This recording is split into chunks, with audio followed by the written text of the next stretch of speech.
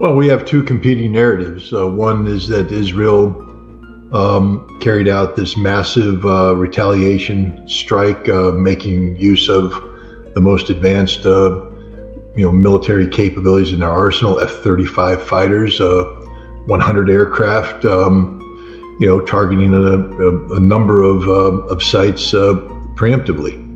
We also know that Hezbollah retaliated using low technology equipment that appeared to saturate and carve a hole or a gap in the Israeli air defense, which was then exploited by drones, which carried out a very successful attack against one of the most sensitive intelligence sites in all of Israel, Unit 8200. They're basically the equivalent of the National Security Agency of the United States. Hezbollah has said that the Israelis hit nothing.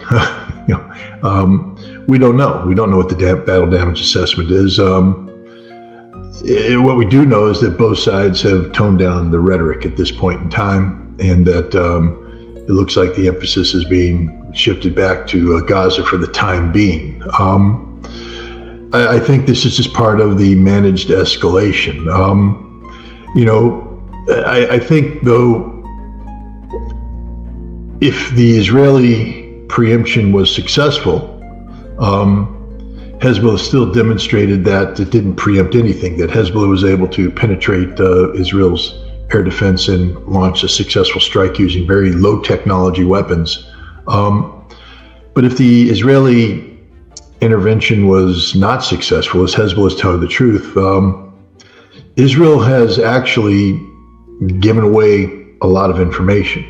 First of all, this was a major military operation, 100 aircraft, F-35s, refueling. It involves targeting, and we're talking about immediate targeting because this is a preemptive strike. So Israel's saying that they are detecting things as it's happening to try and prevent an imminent threat. I don't know what Hezbollah's intelligence capabilities are. I can tell you that if I were a Hezbollah intelligence officer, based upon what Israel did, I would be able to reconstruct or deconstruct the Israeli actions and identify the various nodes of criticality when it comes to preventing Israel from doing this again. Israel gave away a lot doing this attack, and I believe, if Hezbollah is right, accomplished little or nothing. Hezbollah claims that it didn't stop any of the rockets that were intended to be fired. They were all Katyusha rockets, very low sophistication. Israel did manage to destroy some of the launchers after they had launched their rockets, but none of Hezbollah's advanced capabilities were affected by this. So Israel gave away the farm and accomplished very little. So advantage Hezbollah, I would say right now, but neither side wants to see this thing escalate out of control. And so I think right now we have a lull in the escalation. But until they get a ceasefire agreement, until this Gaza conflict is brought to an end, the conflict between Israel and Hezbollah will continue to go through this cycle of escalation management. Did Hezbollah use its ballistic missiles? If not, why they didn't use it? They didn't use them because they're not ready to escalate to that level. When Hezbollah unveils its ballistic missiles, they will be striking the heart of Tel Aviv. They will be striking central Israel. They will be striking the most sensitive targets in Israel. And this is the kind of escalation that Israel can't allow to de-escalate. This now means decisive, full-scale engagement between Hezbollah and Israel. So these weapons are held in reserve by Hezbollah until which time they need to be used. Right now, Hezbollah didn't need to send that signal. They sent a different signal, which is, you killed one of our people, we're trying to kill one of yours. And the rumor is that they were going after the head of Unit 8200. Whether or not they were successful in this, there's some reports that say they were, there's some reports that say they weren't. But it was clearly an effort by Hezbollah to kill a very senior Israeli military official. And that's the kind of retaliation that prevents escalation, meaning that it is reciprocal in nature as opposed to being, totally disproportional to what Israel had done to Hezbollah. There is an interview with a 77 years old Israeli general with hearts. He's talking about how important is this war of attrition for Israel, and they're not capable of having this type of war, a conventional war, a war of attrition with Hezbollah or Iran.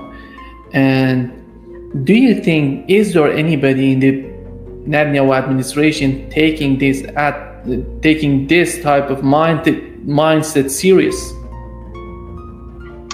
Well, first of all, Israel's never prepared for anything like this. This is such a long conflict has not been part of Israel's operational or strategic planning. I've been saying this for some time, that Israel lacks the capacity to continue this indefinitely. They will exhaust themselves militarily, they will exhaust themselves economically, and eventually they will exhaust themselves from a socio-political standpoint as Israelis with dual citizenship, with that second passport, start to flee the country because Israel is no longer a country that's livable, at least not to the lifestyle that the Israelis had hoped for by moving there. Netanyahu is in the fight of his political life. This is the final battle. This is about his legacy. And so a lot of what Netanyahu does isn't about the legitimate national security interests of Israel or what's best for the Israeli people, but it's all about what's best for Benjamin Netanyahu. To retain political viability up until the very end, to ensure that when he does step out of the political arena for the last time, that it is as somebody who is victorious, somebody who is seen as fulfilling his mandate of securing Israel. It's very difficult to do under these circumstances. He, of course, is the man who helped drive a decisive wedge amongst the Israeli population because of his efforts to politicize the Israeli judiciary. This is before October 6th, when he was seeking changes in the basic law of Israel that would allow the Knesset, the Israeli parliament, to control judicial appointments and to question judicial decisions. This was done for very selfish reasons because Netanyahu, of course, has ongoing corruption cases. And if he is ever hauled before an Israeli court on these charges, he will probably be found guilty and sent away for the rest of his life. Or, even if he's not imprisoned, it'll be the end of his career, and then the last thing he'll be known as is being, convicted of corruption. He wants to be known as the man who saved Israel. He's one of Israel's greatest leaders, etc. But he's also the man who was at the helm on October 7th when Hamas launched its surprise attack. He's also now the man who has been at the helm for the longest war Israel's ever fought, and it's a war that Israel's not winning. And so he is desperate to find some sort of political solution to this problem. And so every decision that's made, I believe, is couched in terms of how does this benefit Benjamin Netanyahu, not in terms of how does this benefit the Israeli people and Israeli.